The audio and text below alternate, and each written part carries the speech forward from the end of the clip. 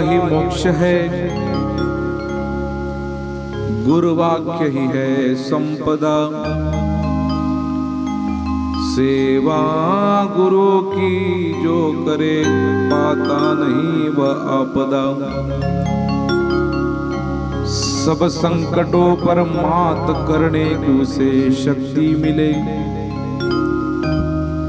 गर मौत भी जो आ गई, आनंद ही भुले भले। सृष्टीच्या कणामध्ये व्याप्त असणारी परमचैतन्य श्री गुरुदेव शक्ती भगवान पंढरीश परमात्म्याच्या या मंदिर परिसरामध्ये,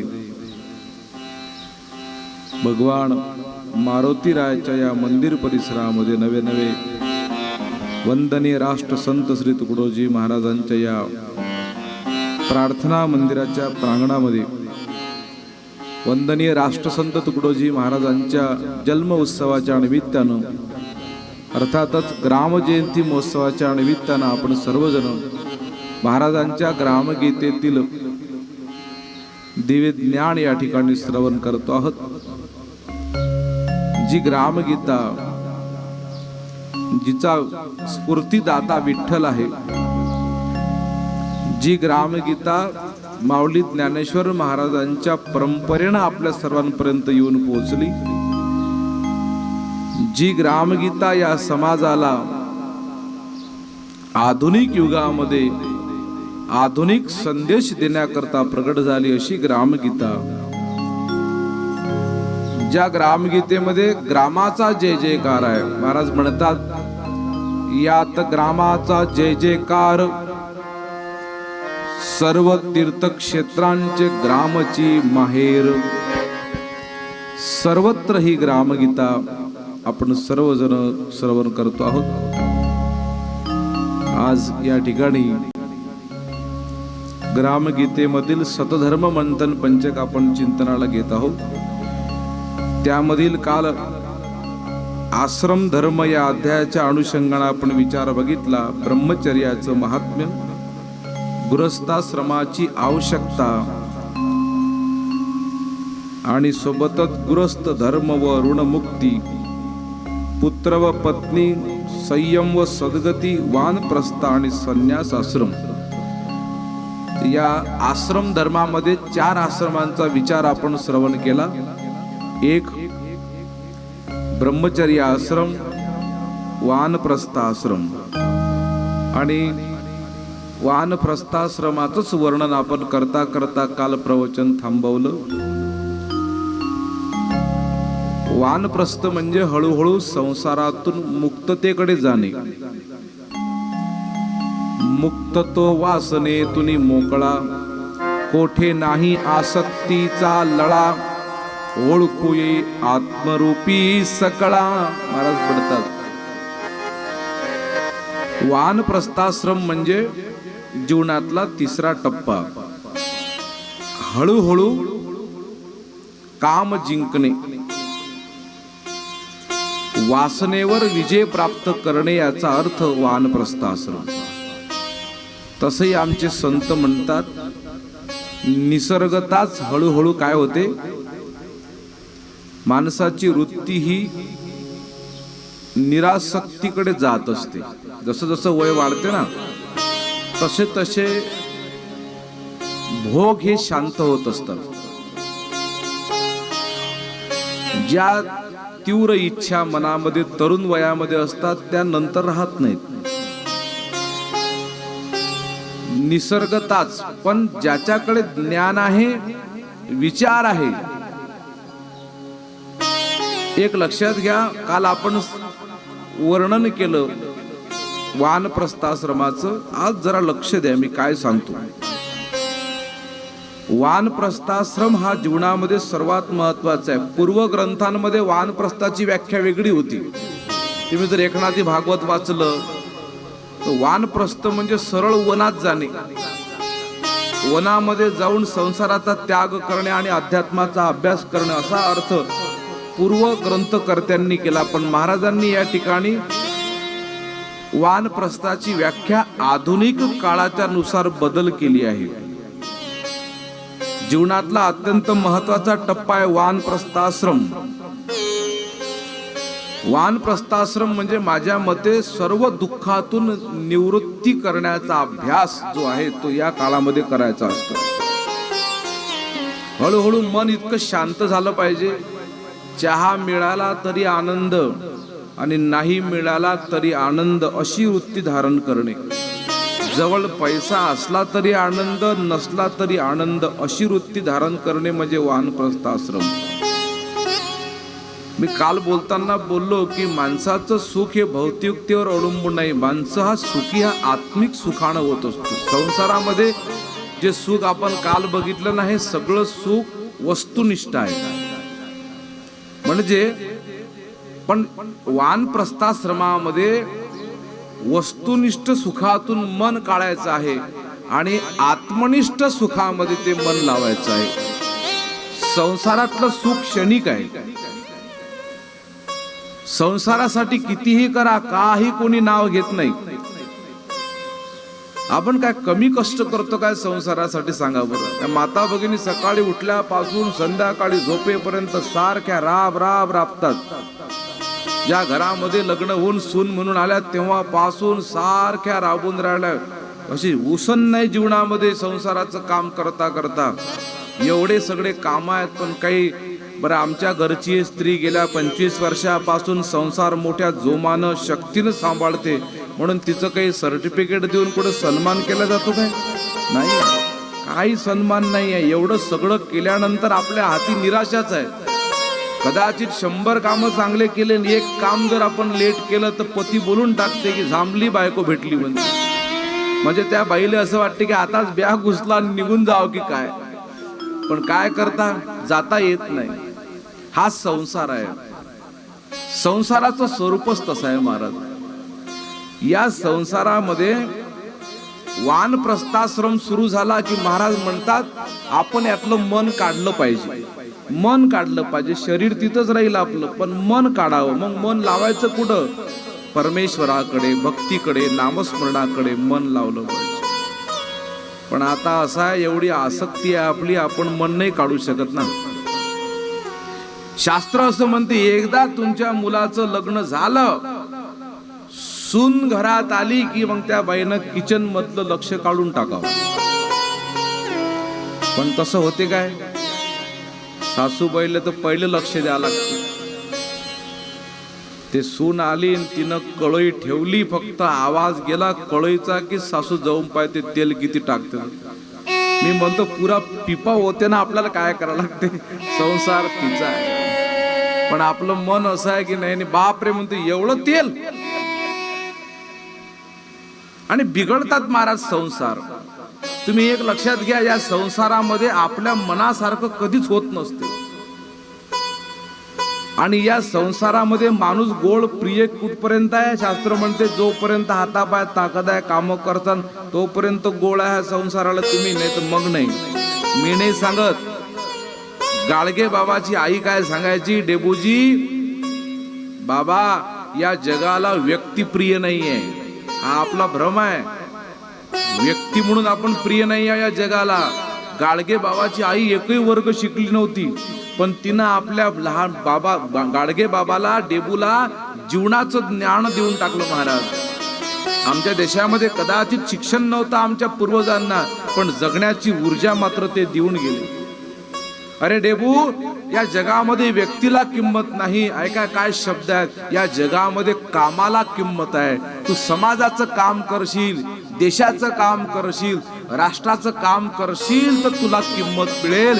आणि डेबून ते आपल्या हृदयामध्ये साठवलं. आयुष्यभर काम केलं महाराज, निष्काम काम केलं. तुम्ही लक्षात ठेवा, तुम्ही असो मी असो कोणी काम केलं म्हणजे लोकांचा फार चांगला माणूस आहे हो. आणि काम ज्या दिवशी तुम्ही बंद कराल, कुटुंबाचं असो कोणचे असो, एक पक्का सिद्धांत लक्षात ठेवा. इथं जेवढे बसले आहेत माझ्या समोर, तुम्ही कमी लोक बसले आहेत, मला काही त्याचं दुःख नसते. माझ्या आयुष्यामध्ये किती लोक बसल्या याचा विचार मी कधीच केला नाही. माझ्या प्रवचनात त्याचा कधी फरकही पडत नाही. कारण काय आहे, कृष्ण परमात्माने गीता सांगितली. किती लोक होते ऐकायले? एकट्या अर्जुनाला गीता सांगितली, विचार करा. आणि काही एकटा आहे म्हणून काही ज्ञान कमी दिलं काय देवानं? असं ज्ञान देऊन टाकलं की जगाच्या पाठीवर गीतेसारखं तत्वज्ञान नाही. तथागत बुद्ध ज्या वेळेस तपश्चर्या करून बाहेर आले ना, पहिलं प्रवचन सारनाथला केलं. किती लोक होते ऐकायला? फक्त 5 लोक होते, 5. आणि त्या 5 लोकांच्या समोर जे पहिलं प्रवचन केलं ना, ते प्रवचन म्हणजे पंचशीला. ते प्रवचन जगविख्यात झालं. आजही तेच प्रवचन म्हणजे भगवंताचा उपदेश आहे. मी काय सांगतो जरा मन लावून ऐका. हे ग्रामगीता आपल्याला महाराज आनंदाकडे नेण्याकरता आलेली आहे. या संसारामध्ये कसं आहे माहित आहे? माणसाचं वय संसारात जसं जसं वाढते ना भाऊसाहेब, तो कोणी असो म्हणून, माणसाचं वय संसारात जसं जसं वाढत जाते तसं तसं त्याचं महत्वही कमी कमी होत राहत असते. हा अटळ सिद्धांत आहे. याच्यामध्ये काही फरक पडत नाही भाऊसाहेब. माणसाचं वय जितकं जितकं वाढीन तेवढं तेवढं थोडं थोडं थोडं थोडं माणसाचं महत्व कमी होते. आणि माणूस इतका म्हातारा होतो की मग पडला राहते एका कोपऱ्यामध्ये. भाग्यवानात ती म्हातारे की ज्यांचे मुलं त्यांच्या सुना चांगल्या आहेत, की आपल्या आई वडिलांना आयुष्यभर साथ देतात. संसारात वय वाढलं की महत्व कमी होते. पण परमार्थ कराल, परमार्थामध्ये तुमचं वय वाढत गेलं तेवढं महत्व वाढत जाते. हा एवढा फरक आहे. म्हणून आपण सगळे जण जे आता या ठिकाणी वयोवृद्ध तपोवृद्ध सगळे लोक आहेत, तुमच्या जीवनामध्ये तुमचं महत्व कधी कमी होणार नाही. कारण तुम्ही आयुष्यामध्ये संसाराला परमार्थाची जोड दिली. माझा आजचा विषय संसार परमार्थ नाही आहे. मी दुपारच्या सत्रामध्ये बोलेल. मी आज वानप्रस्थाश्रम समजून सांगताय. संसारामध्ये जे सुख आहे ना, ते वस्तुनिष्ठ आहे, आत्मनिष्ठ नाही आहे. आत्मनिष्ठ सुख प्राप्त करण्याकरता या संसाराची आसक्ती तोडावी लागते. त्याशिवाय आत्मनिष्ठ सुख प्राप्त होत नाही. भागवतामध्ये एक कथा आहे, कर्दम ऋषी. फार मोठी कथा आहे. मला इतकी लांब लचक कथा इथं सांगता येणार नाही. या कर्दमानं 10,000 वर्ष तपश्चर्या केली आणि देव प्रसन्न झाले. देवाने विचारलं म्हणे काय पाहिजे? तर म्हणे देवा मला सुंदर पत्नी पाहिजे. परमेश्वराला हसायला आलं म्हणे, गड्या पत्नीसाठी इतके वर्ष तपश्चर्या केली. म्हणे देवा पत्नी पाहिजे पण परमार्थाला आणि संसाराला सहाय्यक असली पाहिजे. आणि मग ते देवानं तथास्तु म्हणून त्यांचा विवाह भगवान मनुच्या मुलीसोबत जोडण्यात आला. म्हणजे भगवान मनुची मुलगी देव होती, हिच्यासोबत नारदानं तिचा संबंध केला. लग्न करत असताना काय झालं, अटी सुद्धा टाकण्यात आल्या होत्या. हा म्हणे, कर्दम ऋषी म्हणायचे मी लग्न करतो, ही मुलगी मला पसंत आहे, पण माझी एक अट आहे, लग्न झाल्यावर मला वाटेल त्या दिवशी मी संन्यास घेईल. असा कोणता बाप आहे हो की पोरगी देऊन टाकीन, तो म्हणते की मी आज लग्न करतो आणि उद्या वाटेल त्यावेळेस मला संन्यास घेईन? शक्य आहे काय? नाही महाराज. शेवटी त्या पोरीला विचारलं त्या बापानं, म्हणे बघ हे असे असे म्हणतात. ते मुलगी म्हणते माझी पण एक अट आहे, यांनी संन्यास घ्यावा पण एक पुत्र झाल्यानंतर, एक मुलगा झाल्यावर मग हे घेऊ शकतो संन्यास. पण हा संसार असा आहे महाराज, या संसारामध्ये माणूस एक वेळ आला ना, या संसारामध्ये इच्छेनं येता येते पण या संसारातून इच्छेनं जाता येत नाही. नाही महाराज, हे का लहान लेकराचा खेळ आहे काय की मग आपलं फोडून टाकले फेकून दिले की चालले पळत? नाही. हा पुराच करावा लागतो. हा पुराच करावा लागतो. मग त्रास हो की काही हो त्याचा विचार करावा लागत नाही. आणि मग कर्दम ऋषी एक मुलगा झाला की मी संन्यास घेईन या तत्वावर लग्न करतात. पण या संसारामध्ये माणसाच्या मनाजोगत काही घडत नाही. आपल्याला पाहिजे तसा पार्टनर आपल्याला मिळतो तसं नाही. इकडून तिकडून लग्न झालं, पती पत्नी चांगल्या, मुलं कशी निघतील याची शाश्वती नाहीये. मुलं निघाले त्यानंतर आता मुलाचे लग्न झाल्यावर सून कशी भेटेल याची शाश्वती नाहीये. संसारामध्ये कशाची शाश्वती नाही आहे. आणि संसारामध्ये सर्वांना कधी मिळत नाही. महाराज म्हणतात कुणा हे दे कुणा ते दे, न देसी सर्व कोणासी. काही लोकांना श्रीमंती दिली, परमोच्च कोटीची श्रीमंती दिली, पैसा दिला, संपत्ती दिली, पण ती कशी वापरावी याची बुद्धी नाही दिली. काही लोकांकडे एवढी प्रॉपर्टी का, किती शेती आहे, 200 एकर 200 एकर शेती दिली देवानं. घरी काम करण्याकरता नौकर चावकर दिले, पण लग्न होऊन 25 वर्ष झाले पण अजून घरात पाळणं आलत नाही. नाही महाराज, एखाद्याकडे शेती काहीच नाही, तास नाही घरी तास, पण त्याच्या झोपडीमध्ये पुरी कबड्डीची टीमच आहे. कोणाला चड्डी आहे तर बन्यान नाही, बन्यान तर चड्डी नाही. कोणाकोणाकडे शेती एवढी दिली महाराज, संपत्ती खूप दिली पण शरीर संपत्ती दिली नाही. पैसा खूप आहे पण शरीर असं आहे की त्या पैशाचा उपभोगही घेता येत नाही. पण काही माणसं या जगामध्ये असे आहेत की देवानं संपत्ती दिली पण शक्यतो तुम्हाला सांगतो सगळंच सगळ्याला मिळत नाही. महाराजांचा एक लहर की वरखेमध्ये श्लोक आहे. महाराज म्हणतात, जिस पर सरस्वती की कृपा लक्ष्मी उशी से दूर आहे. या दोन देव एका ठिकाणी नांदत नाही. एखाद्याला पैसा दिला तर त्याला कला नाही दिली, एखाद्याला कला खूप दिली, सरस्वती प्रसन्न आहे पण त्याच्याकडे लक्ष्मी नांदत नाही. पण या जगामध्ये काही माणसं अशी आहेत, देवानं त्यांना लक्ष्मी दिली आणि सरस्वती दिली. आपण भाग्यवाना जे संतांचा आश्रय घेतात, जे संत सहवासामध्ये राहतात, त्या लोकांना सगळं भेटते महाराज. हा संसार आहे, या संसारामध्ये सर्व आपल्याला मिळणार नाही. आणि म्हणून तुकडोजी महाराज म्हणतात, या संसारातून हळूहळू आपण मनाजोगत कधी होत नाही. हळूहळू मुलं मोठे झाले की आपलं मन याच्यातून काढलं पाहिजे महाराज. हा, मग कुठं लावलं पाहिजे? मन रंगले हरिनामी, मन रंगले हरिनामी, मन रंगले हरिनामी,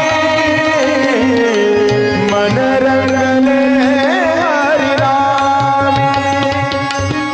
बंद झाल्या विषय उर्मी, बंद झाल्या विषय उर्मी, बंद झाल्या विषय उर्मी, मन रंगले हरिनामी, हो मन रंगले हरिनामी, मन रंगले हरिनामी, मन रंगले हरिनामी.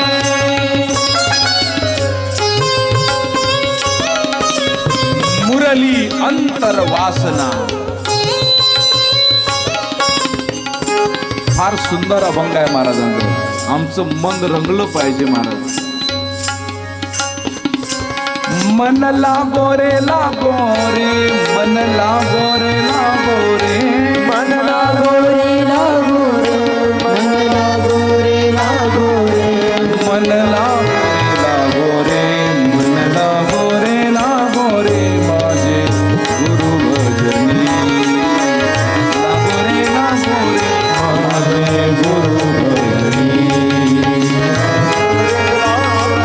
माझे गुरु भजनी. मन लागो रे लागो रे,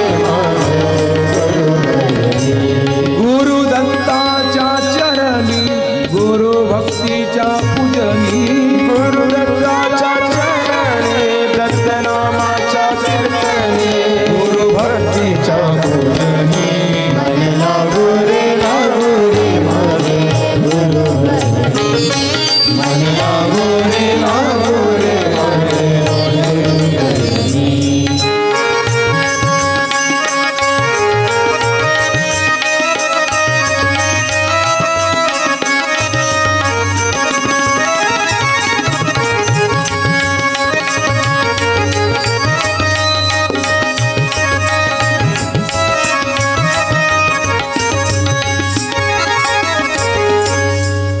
गुरु माझे दत्त दिगंबर.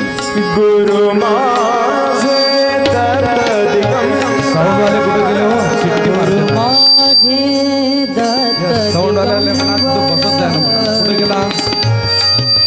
झोपला गेले.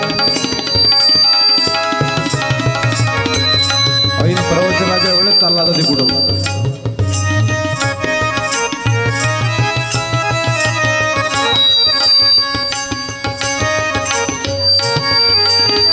उठो त्याले, झोपला तो. त्याला म्हणा झोपत नको जात जाऊ ना म्हणा. झोपून राहते बिचारा. त्याले कूलर लावून त्याला तुम्ही थंडागार.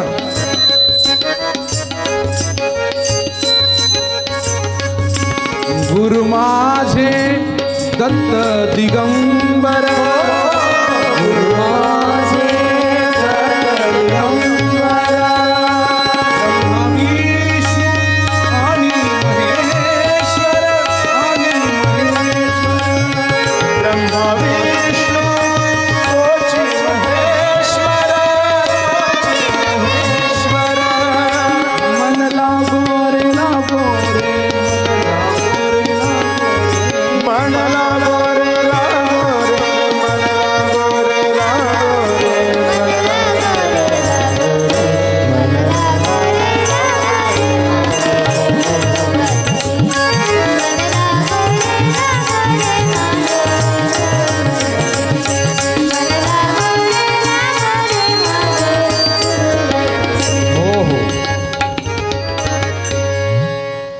वानप्रस्थाश्रम आपण समजून घेतो आहोत. महाराज म्हणतात हळूहळू संसारातलं मन काढायचं आहे आणि परमार्थ मार्गाला लावण्याचा प्रयत्न करायचा आहे. वानप्रस्थाश्रम म्हणजे आत्मनिष्ठ सुखाकडे जाण्याचा मार्ग आहे. संसारातही सुख आहे बरं, पण ते वस्तुनिष्ठ आहे शास्त्र म्हणते.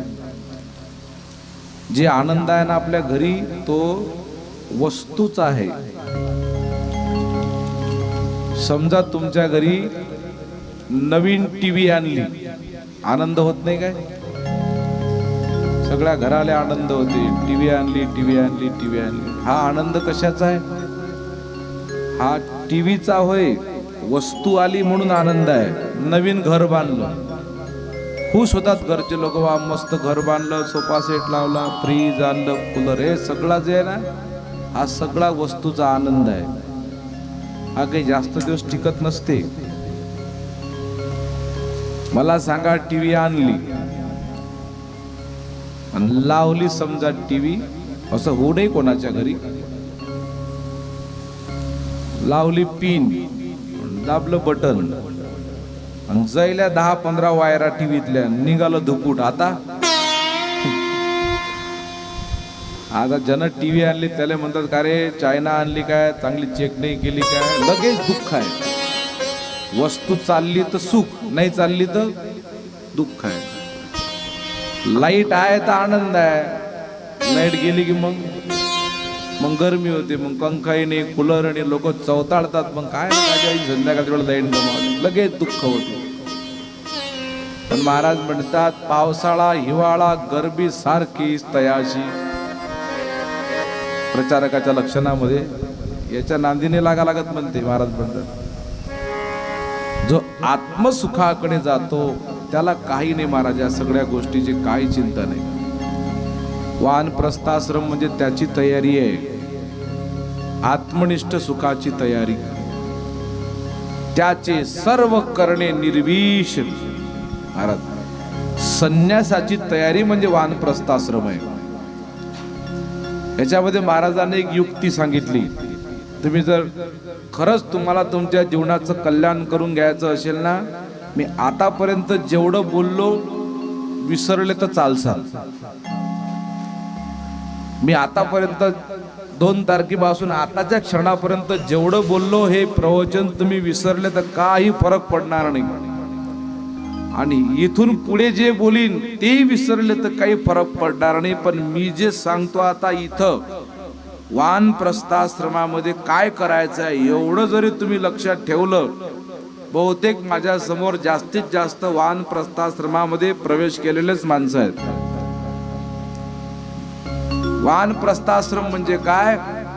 साक्षीत्वानं संसार बघण्याचा पिरियड आहे. साक्षीत्वानं. महाराज म्हणतात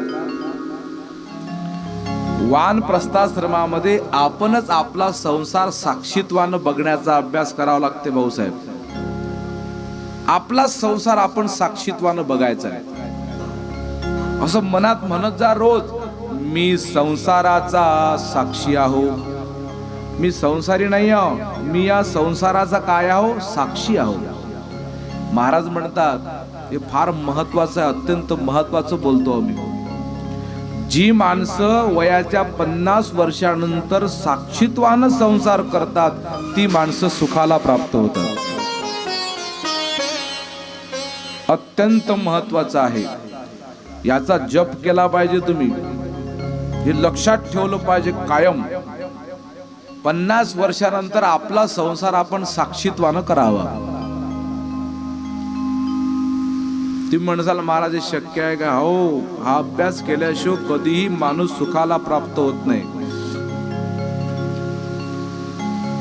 सगळं साक्षीत्वानं पाहावं लागते. सुख असो दुःख असो. आपण ध्यानामध्ये म्हणतो ना, सुख दुःख दोन जीव धर्म हे इणसे निवृत्त होणार. निवृत्त म्हणजे याच्यापासून वेगळं व्हायचं आहे. वेगळं म्हणजे काय? असं काही काळ निघणारा काय त्यातून काही बाहेर भावना करायची आहे, वृत्ती करायची आहे. पक्क लक्षात ठेवा, इथं जेवढे बसले आहेत, तुम्हाला सुखी जर व्हायचं असेल या जीवनामध्ये तर साक्षीत्व ठेवायला शिका. मी संसाराचा साक्षी आहो या भावनेतून संसार करा. तुम्ही म्हणसाल महाराज आम्हाला जमणार नाही. जमते. तुमच्या शेजाऱ्याचा संसार कसा पाहत असता तुम्ही? आपल्या शेजारी जी लोक राहतात त्याचा संसार आपण साक्षीत्वानच पाहत असतो. शेजाऱ्याच्या घरी फार जोरजोराने झगडा झाला म्हणजे आपला स्वयंपाक बंद राहते काय? आपला चालूच आहे. त्याच्या घरी एखादं दुःख झालं म्हणजे मग आपल्या घरी आपण रडत बसतो काय? तेवढ्यापुरतं दुःख करतो.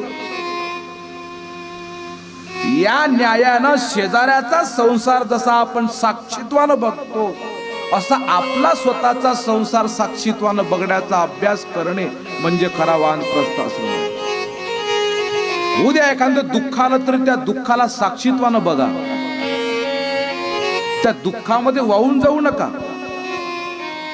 दुःख येणारच आहे. प्रत्येकाच्या जीवनामध्ये सुख दुःख लाभलंय. एखादा मोठा आनंद आपल्या कुटुंबात झाला त्याला साक्षीत्वानं बघा. त्या आनंदाच्या याच्यामध्ये वाहून जाऊ नका. हा अभ्यास करण्याचा काळ म्हणजे वानप्रस्थाश्रम आहे.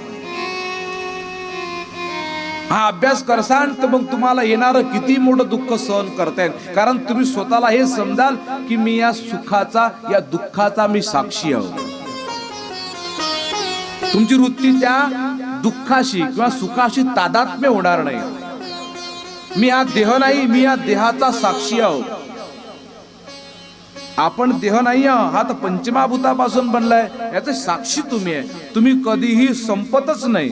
नयनम चिंदंती शस्त्राणी नयनम दहती पावका न चैनम क्लेदंत्यापो नो शोषिती मारुता. कृष्ण परमात्मा म्हणतात या आत्म्याला शस्त्र छेदन करू शकत नाही. नयनम दहती पावका, याला अग्नी जाळू शकत नाही, याला हवा सुकवू शकत नाही, याला पाणी भिजवू शकत नाही. असं आत्मस्वरूप नित्य आहे आणि ते जागा आहे. कधी जागा आहे? नित्य जागा आहे. आपण म्हणतो ना प्रातः स्मरामी हृदय संस्फुरदात्म तत्वम सच्चित सुखम परमहंस गतीन तुर्यम. आपण रोज म्हणतो. हे काय? हे जे आपल्या दानामध्ये श्लोक आहेत ना, हे शंकराचार्यांनी लिहिलेले आहेत. हे शंकराचार्यांचे श्लोक टाकले महाराजांनी. या श्लोकांना आपली वृत्ती अंतर्मुख होते. ते म्हणतात की आत्मस्वरूपी नित्य जागा आहे. ते सगळं साक्षीत्वानं बघून राहिलं आहे. आणि त्या साक्षीत्वानं बघण्याचा अभ्यास वानप्रस्थाश्रमामध्ये करायचा आहे. गाडगे बाबाला कीर्तनात तार आली. कोणती? की तुमचा गोविंदा मरण पावला. आता ते आपल्यासारखेच होते ना. मग ते काय रडत बसले काय? नाहीये, रडत नाही बसले.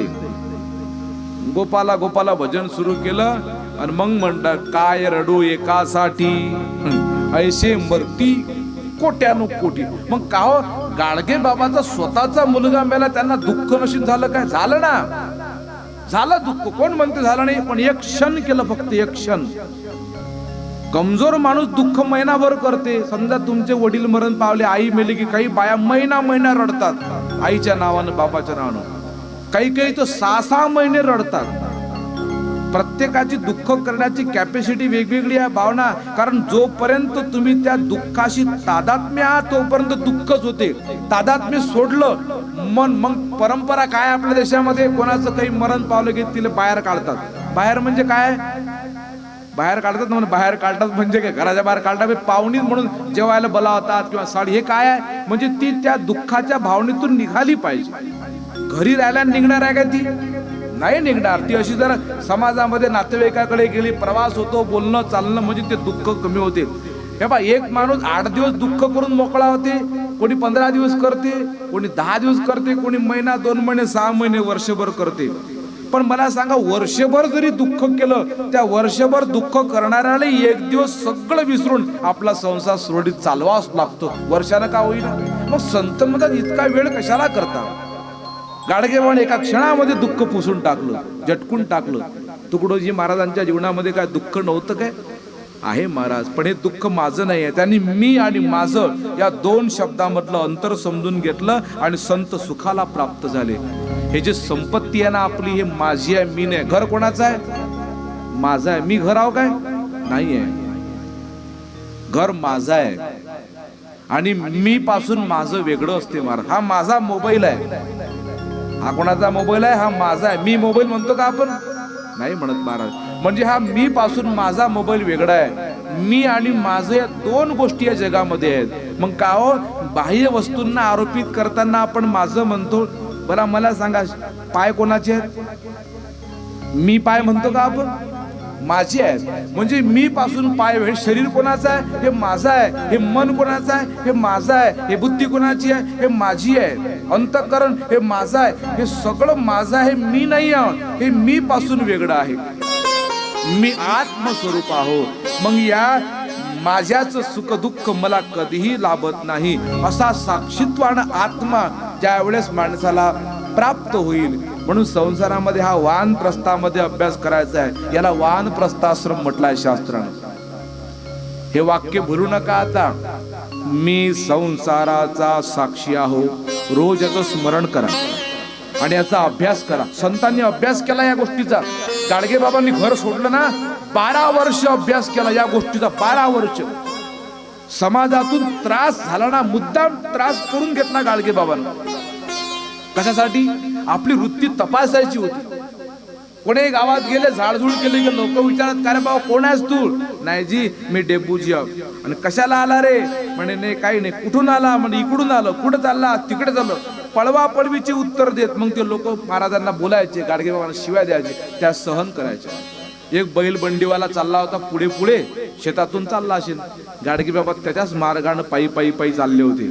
त्या आता बैल बंडीवाल्याला दया आली. फाटके कपडे, दाढी वाढेल. म्हणे बाबा कुठं चालले? म्हणे समोरच्याच गावात. बसा म्हणे मग बैल बंडीमध्ये. आता तो माणूस असेल बिचारा दयावान, म्हाताऱ्या माणसाचे वयस्कर होते. गाडगे बाबा बस बस. गाडगे बाबा काय म्हणतात, मग तू उतर खाली. सांगा, त्याचीच बैल बंडी, त्याच सारं. त्याला म्हणतात तू उतर, मी बसतो. तो काय करील? तो शिवाय देणार नाही काय? तो बोलायला लागला मग वाईट, काही काही काही काही खूप बोलला. मला हुशार आहेस रे, म्हणजे माहीत बैल बंडी. मला म्हणतो तू उतर, म्हणजे मी पैदल चालून, तू शायना माई बंडी घेऊन जात. वारेला का मूर्खा. मग गाडगे बाबाला 2-3 शिव्या देऊन द्यायच्या आणि त्या शिव्या शांततेनं ऐकायच्या. मुद्दाम तुम्ही चरित्र वाचा गाडगे बाबाचं. कित्येकदा गाडगे बाबांनी काही गोष्टी आपल्या अंगावर मुद्दाम वळवून घेतल्या. एका गावामध्ये सत्संग चालू होता, प्रवचन. सगळं गाव प्रवचनात, गावात कोणीच नाही. आले ना असे पेंडालच्या बाजूले, प्रवचन चालू. त्या काळात काही माईक नव्हते, काही नाही. मोजरकर महाराजांच्या पुढे अगोदरचा काळ. तुम्ही जर नाव ऐकलं असेल, मोजरकर महाराजांचे प्रवचन खूप गाजले एका काळामध्ये. काही माईक गिक नव्हता, होता एकच माईक होता फक्त. याचं तर कामच नव्हतं काही. संचय गिंचे काही नाही, एकटेच प्रवचन करत. पण असं प्रवचन होतं मोजरकर बाबाचं की माणसं नाम आहोत. तुकडोजी महाराज स्वतः त्यांच्या प्रवचनामध्ये बसत. इतकं सुंदर प्रवचन करत एकनाथी भागवतात. असे एक प्रवचनकार बाबा बसले, सगळं गाव बसलं. गाडगे बाबा आले. कसे करतात माहिती? तिथं येऊन, अरे बाबा सारं गावात आलं का रे बाबा प्रवचनात? मला भूक लागली, कोणीतरी भाकर द्या रे. चालू प्रवचनात. सांगा आता, चालू प्रवचनात जर असा कोणी ओरडला तर त्या प्रवचनकाराची जीवावर नाही येणार काय? तो प्रवचनकार म्हणे, कोण आहेस रे तू? कुठचा आहेस रे? नाही जी, मी तिकडून वराळातून आलो. दर्यापूर तालुका, मूर्तिजापूर तालुका. कायले फिरून राहिला रे भयानासारखा? ते महाराज स्टेजवर म्हणतात. गाडगे बाबा काय म्हणते माहित आहे? मलाही तुमच्यासारखं महाराज व्हायचं आहे जी. गाडगे महाराज म्हणतात, मलाही तुमच्यासारखं महाराज व्हायचं आहे जी, म्हणून घर सोडलं. मग गाडगे बाबाला तो फादू म्हणायला लागला, पाय बयाळ, कपडे घालायची अक्कल नाही, चालला लगा जा महाराज व्हायले. जा याले कोणीतरी लगा हाकलून द्यायला तिकडे. आणि मग गाडगे बाबाचा अपमान करायचा, गाडगे बाबाला तिथून हाणून द्यायचं. पण काही वृत्तीवर परिणाम होऊ दिला नाही, काहीच नाही. कधी कधी न कळत काही त्रास झाला, काय आनंदानं सहन केला गाडगे बाबाने. एका गावात झाडता एका बाईनं वरच्या मजल्यावर खरगोटच टाकून दिलं सगळं गाडगे बाबाच्या अंगावर. रात्रीचं पाणी अशील मांडायचं, त्या बाईनं काही खाली पाहिलं ना दिलं टाकून. गाडगे बाबाचे पुरे कपडे भरले. सारा भात असेल रात्रीचा सगळा, त्याच्यात सारा अंगार असे भाताचे शीतच उमटले. गाडगे बाबानं वर पाहिलं, म्हणे माय नुसतं भातच टाकला काय, थोडी डाळ टाकली असती तर बरं झालं असतं. त्याला संत म्हणते महाराज. काय आपल्या अंगावर जर पडलं असतं ना, आपण शिवीगाळ केली असती. हे सहन करण्याची क्षमता वाढवण्याचा काळ म्हणजे वानप्रस्थाश्रम आहे.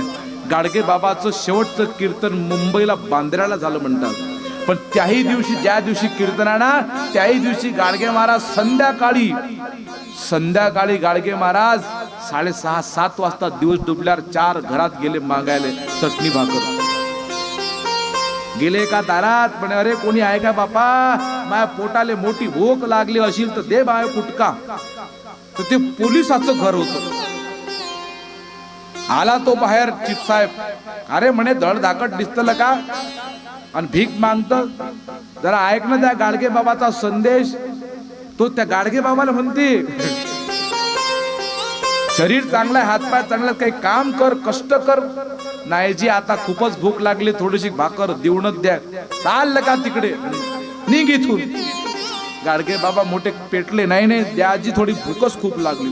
त्या पोलीस इन्स्पेक्टरनं गाडगे बाबाला लाथ मारली हो आणि गाडगे बाबाला खाली पाडलं. गाडगे बाबा तरी त्यानं पुन्हा मारावं, नाही तुम्हाला मला भाकर तर द्यावंच लागेल म्हणे. त्यानं अजून गाडगे बाबाला लाथा मारल्या महाराज. आणि गाडगे महाराज तिथून निघून गेले. आणि काय पहा घटना बा कशी भयानक आहे. आणि बस हेच गाडगे बाबा तिथून 10 मिनिटानं ज्या ठिकाणी पोलीस लोकांनी गावाचं कीर्तन घेतलं तिथं स्टेजवर गेले. आणि ज्यानं लाथीनं मारलं ना, तो त्या ठिकाणचा प्रमुख पाहुणा होता. जसा तो त्या ठिकाणी स्टेजवर गेला आणि त्याला ज्याला लाथा मारला तोच माणूस गाडगे बाबा आहे हे ज्यावेळेस त्याला समजलं ना, तो एकदम गाडगे बाबाच्या पायावर नतमस्तक होऊन रडायला लागला. बाबा मला ओळखलं. बाबा म्हणतात, आपली दोघांची एवढी पक्की ओळख झाली की मी तुला या जन्मात काय साधा जन्मातही विसरत नाही, तूही मला विसरत नाही. फक्त आता कोणाला सांगू नको काय झालं तर. याला संत म्हणतात महाराज, याला संत म्हणतात. परमोच्च कोटीची सहनशीलता आहे संतांमध्ये. आणि वानप्रस्थाश्रम त्याकरता अभ्यास करायचा आहे. उद्या त्रास, किती त्रास झाला तरी सहन करण्याची वृत्ती या वयामध्ये आपली वाढली पाहिजे, तर तुम्ही सुखी बनाल. अन्यत्र जीवनामध्ये दुःखच दुःख आहे. आणि म्हणून वानप्रस्थाश्रमामध्ये हा अभ्यास करायचा आहे, साक्षीत्वाचा. मी संसाराचा साक्षी आहो, हा अभ्यास आपल्या जीवनामध्ये वाढवा. इतका वाढवा की आपल्या घरातलं एखादं भांडण असं मस्त मन लावून ऐका, स्थिर वृत्ती नाही का, बिलकुल आपल्या वृत्तीमध्ये उच्छृंखलता तीव्रता येऊ देऊ नका. कोणी आपल्याला शिव्या देत असेल ना, अशा मन लावून ऐकायच्या, बिलकुल शांततेनं देऊ द्यायच्या. किती देते तर हा अभ्यास करावा लागेल, त्याशिवाय जीवनामध्ये आम्ही सुखाला प्राप्त होऊ शकत नाही. संतांनी हा अभ्यास केला महाराज. महात्मा गांधीला एका माणसानं 1 पेजभर शिव्या लिहिल्या होत्या. ते फॉरेन मधून येत असताना नावेचा प्रवास होता आणि नावेच्या वर ते संध्याकाळी 6 वाजता लोक असे बसायचे. मोठी नाव असते, चांगली 10-15 घरं बसतील एवढी नाव असते. त्यामुळे खूप लोक प्रवासी प्रवास करतात. टेबल खुर्चीवर गांधीजी पुस्तक वाचत होते. एका माणसाला गांधींचा खूप मोठा राग आला.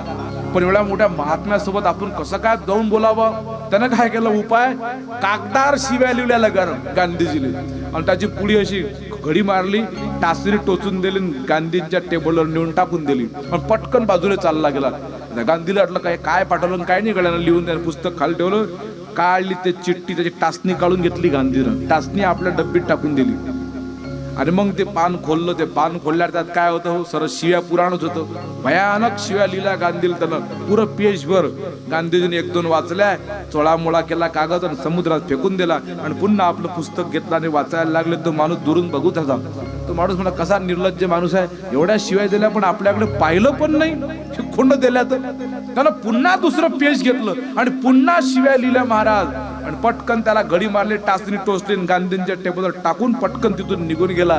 गांधींनी पुन्हा ते चिठ्ठी उचलली, त्यातली टाचणी काढली, आपल्या डब्बीत टाकून दिली. पुन्हा ते पेज उघडलं, त्याला वाचून बघितलं, त्याच्यामध्ये तेच होतं, दुसरं काय असणार आहे. पुन्हा कागद चोळाबोळा केला, समुद्रामध्ये फेकून दिला आणि पुन्हा आपलं पुस्तक वाचण्यामध्ये मग्न होऊन गेले. आता मात्र त्या माणसाला मोठा राग आला. तुम्हाला का हो महात्माजी, मी एवढ्या तुम्हाला भयानक शिव्या दिल्या, तुम्हाला काही वाटलं नाही. महात्मा गांधी गळ्यात तू शिव्या दिल्या मला माहित आहे, तुम्हाला शिव्या दिल्या, पण तू मला नुसतं शिव्या नाही दिल्या, त्या शिव्याच्या सोबत तू मला 2 टाचण्या पण दिल्या. मला त्या टाचण्या जीवनामध्ये कधीतरी कामी येऊ शकतात म्हणून ते माझ्या डब्बीमध्ये मी ठेवून दिल्या. पण तू दिलेल्या शिव्या मला अजिबात काहीही कामाच्या नाही. मला की नाही माझ्या जीवनामध्ये शिव्याचं काही काम नाही, म्हणून मी तुझ्या शिव्या घेतल्या आणि समुद्रामध्ये फेकून दिल्या, त्या पाण्यावर तरंगून राहिल्या. याला संत म्हणतात महाराज. आणि हा अभ्यास करण्याचा काळ जर कोणता असेल तर तो वानप्रस्थाश्रमाचा काळ आहे. फार मोठं महत्व आहे. आणि म्हणून थोडं थोडं थोडं थोडं घरातून मन काढण्याचा हा काळ आहे. महाराज म्हणतात आपलं मन निघालं पाहिजे हळूहळू आणि ते मन परमार्थाकडे लागलं पाहिजे. कसं आहे, झाडाचं पान पिकलं, झाडाचं पान पिकलं की काय होत असते, ते झाडापासून आपली आसक्ती सोडून देते हळूहळू. एक दुसरं झाडाचं फळ पिकलं की ते पिवळं होत असते. ते बिचारा जरी कडू असलं, समजा तरुणपणामध्ये फळ हिरवं असलं म्हणजे कडू असते, एखादं फळ हिरवं असलं म्हणजे आंबट असते, पण जसं जसं ते पिकते ना तसं तसं ते गोड होते. आमचंही म्हातारपण जसं जसं पिकत जाईल, जसे जसे केस आमचे पांढरे होतील, तसा तसा माणूस गोड झाला पाहिजे. आणि जो गोड झाला तो सगळ्यांना आयुष्यभर प्रिय राहतो महाराज. आणि महाराज तेच म्हणतात, एका शेंदे फळ जे पिकते ना महाराज, ते पिकलं की माणसाला असं सुगंध देते. बरं तुम्ही पहा, एखादं हे जे फळ असते ना शेतामध्ये पिकते, त्याला काय म्हणतो आपण, त्याला वाऊक म्हणतो, फूट म्हणतो. ते पिकलं म्हणजे सुगंध येते. म्हातारपण आपले केस पांढरे झाले की हळूहळू हळूहळू आपण पिकलो की आपण कुटुंबाला आनंददायी ठरलो पाहिजे. याचा विचार करा. म्हातारपण आपलं सगळ्यांना आनंददायी असलं पाहिजे. चांगलं बोलणं, चांगलं राहणं, गोड म्हातारपण व्हावं याकरता महाराजांनी वानप्रस्थाश्रमाला सुंदरता मिळावी याकरता काय ग्रामगीतेमध्ये वर्णन केलं. आणि म्हणून माझी आपल्या सगळ्यांना विनंती आहे की आपण आपल्या घरातल्या लोकांना कायमस्वरूपी पूजनीय राहिलो पाहिजे. की काय आमचे बाबा आहेत हो, काय त्याचा स्वभाव आहे, त्या घरच्या सुनाईनं म्हटलं पाहिजे काय आमचे सासरे आहेत, असा माणूस नाही पाहिला.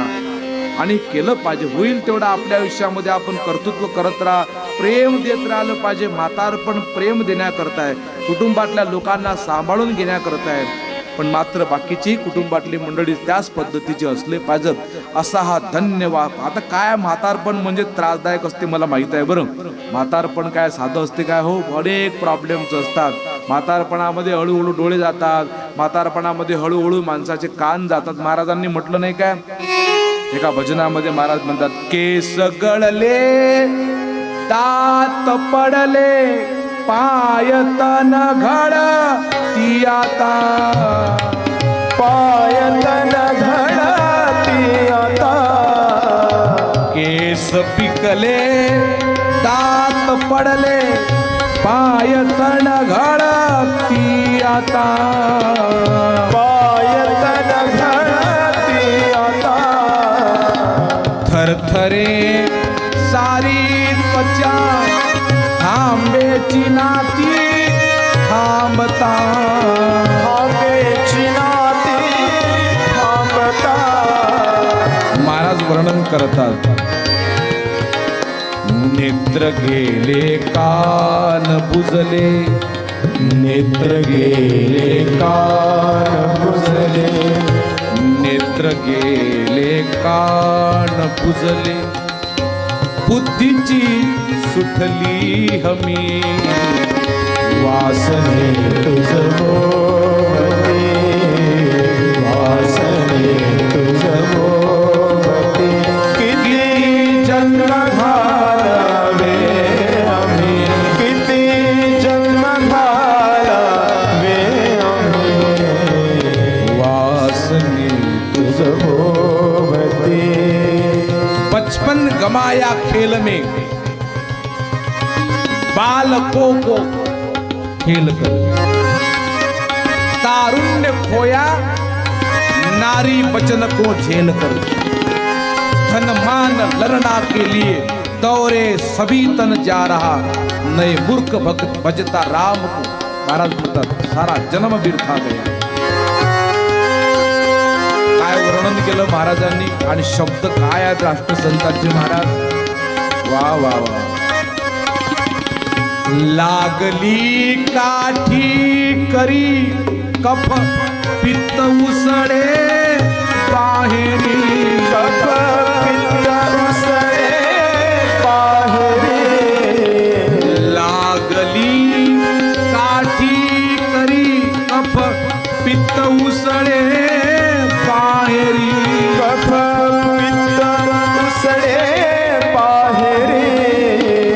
स्वैर सुटले मूत्र मलते राहती नीलाजरी, राहती लाजरी. तुझसी लाजये. तरीण तुझसी लाजये. महाराजांच्या भजनामध्ये महाराजांनी एक शब्द वापरला इथे, ऐ प्रिय वासने. वासनेलाही प्रिय म्हटलं. काय शब्दात काय अर्थ भाव आहे त्या भजनामध्ये आहे का? काय शब्द टाकले महाराज. ऐ प्रिय वासने, तिला म्हणतात तरीण तुझसी लाजये. तू पुन्हा पुन्हा विषयी रमे. वासने तुझ भोवती. वासने तुझ भोवती. किती जन्म घालावे आम्ही. किती जन्म घालावे आम्ही. भोगले संपेल का. भोगले संपेल का. हो कोणी होतील का कमी. नाश केले जन्म सारे, पुत्र पोत्रा पाहता. पुत्र पौत्रा पाहता. याच जन्मामध्ये आपण लेकर जन्माला घातले, नातू आपल्याला तसं काही नाही. अनंत जन्म झाला आपण हेच करत आलो. महाराज म्हणतात 50 वर्षाचं वय झालं. कब तक रहे संसार में, यह तो सोच लो जरा. 60 हुई काठी लगी, तो भी न दिल निकले. तुम्हाला घरीच राहायचं आहे, फक्त मन काढायचं आहे त्याच्यातून. घरातच राहायचं आहे, काही घर घेऊन सोडायचं नाही कोणाला. काही घर सोडायचं नाही. मनानं फक्त आपल्याला आसक्ती तोडायची आहे. महाराज म्हणतात जन्म गेले आपले कशात. नाश केले जन्म सारे, पुत्र पोत्रा पाहता. लाडविता आणि हसविता, पाळण्यासी झुलविता. पाळण्यासी झुलविता. आज तरी करी मुक्त मज. आज तरी करी मुक्त मज. हे चित्त रंगू दे गुणी गुणी. वासने तुझ भोवती. वासने तुझ भोवती. किती जन्म घालावे आम्ही. किती जन्म घालावे आम्ही. किती जन्म वे आम्ही. शेवट काय केलाय भजनानं. तो दास तुकड्या सांगतो. काय सांगतो महाराज म्हणतात वैराग्य टिकू दे वृत्तीचे. टिकत असत नाही, वैराग्य टिकलं पाहिजे महाराज. नष्ट आसक्ती करी देवा, आमची आसक्ती नष्ट कर. आणि काय म्हणतात परिध्यान लागो भक्तीचे. आणि शेवटपा काय केला मरणी तरी लय साधू दे. हे देवा, शेवटच्या क्षणाला तरी आम्हाला लय साधू दे. कोणती लय महाराज म्हणतात त्या सद्गुरु पद चिंतनी. आयुष्याचा शेवट महाराज चांगला झाला पाहिजे महाराज म्हणतात. आणि म्हणून वानप्रस्थाची फार मोठी थरथरे सारी त्वचा. जास्त वय झालं की थरकाप सुटते,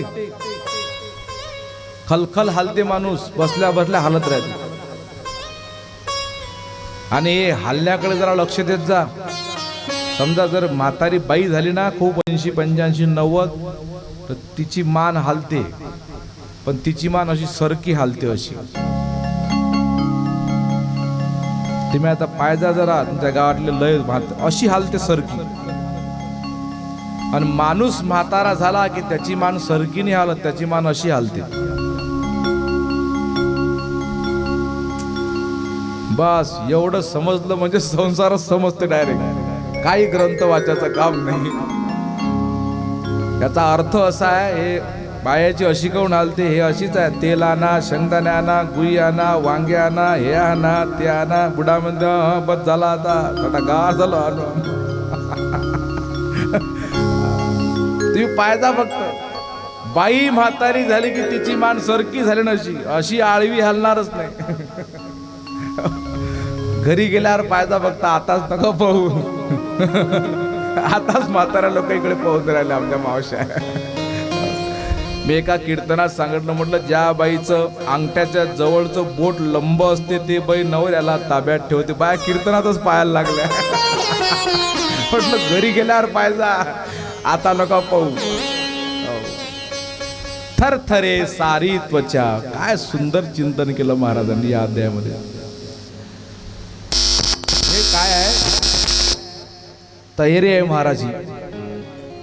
वानप्रस्थाश्रम ही संन्यासाची तयारी आहे.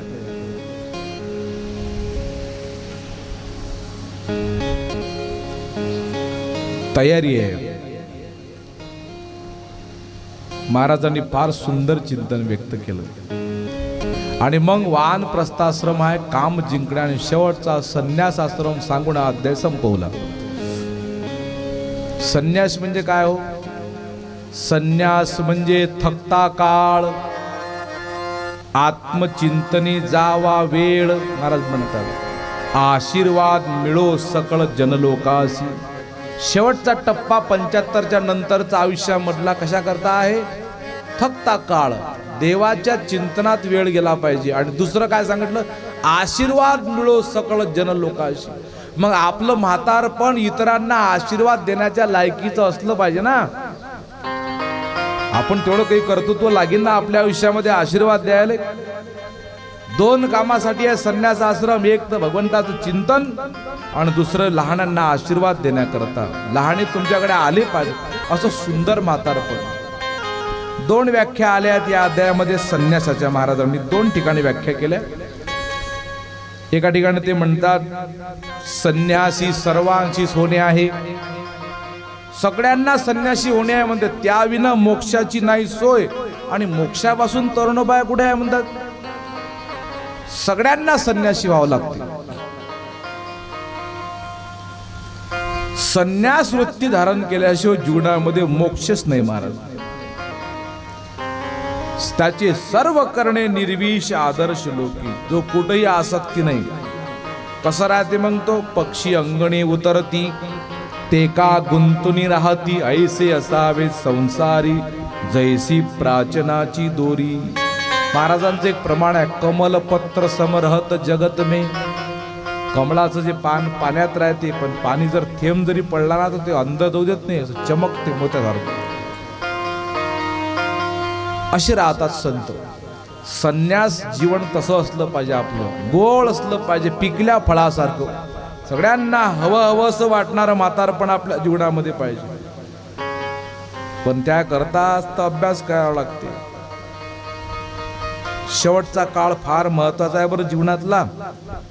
पण हे जे शेवटल्या काळातली जी मानसिकता आहे ना माणसाची, ही आयुष्यभर केलेल्या कर्मानं बनते. एकदम बनीन काय म्हातारपणात देवाचं भजन येईन काय? कोण किती म्हटलं की मना राम.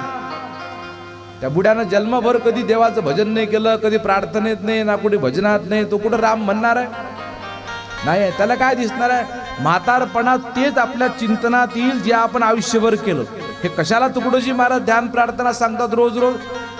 परमार्थ आहे. आपण रोज जी माणसं ध्यान प्रार्थना करतील म्हातारपणात त्यांची वृत्ती निसर्गता स्थिरत्वाला प्राप्त होते. कारण आयुष्यभर केलं ना. हे आठवेल तुम्हाला म्हातारपणात. नाही तर मग ज्यानं निव्वळ संसार केला, आयुष्य पूर्ण संसारात गेलं, कधी मंदिरात नाही. काही लोक आहेत ना गावात की ज्यानं जन्मात मंदिर नाही पाहिलं आपल्या गावात. काय लोक नाहीत का? महाराज म्हणतात ना कितीतरी असती लोक जगामध्ये देव तयान ठावे. मग काय माहित आहे? खावे प्यावे ल्यावे अवघे म्हणते मरुनी जावे. आपण वाचलो. तूच कसा वाचला. आपलं भाग्य आहे की आपल्याला हे मिळालं.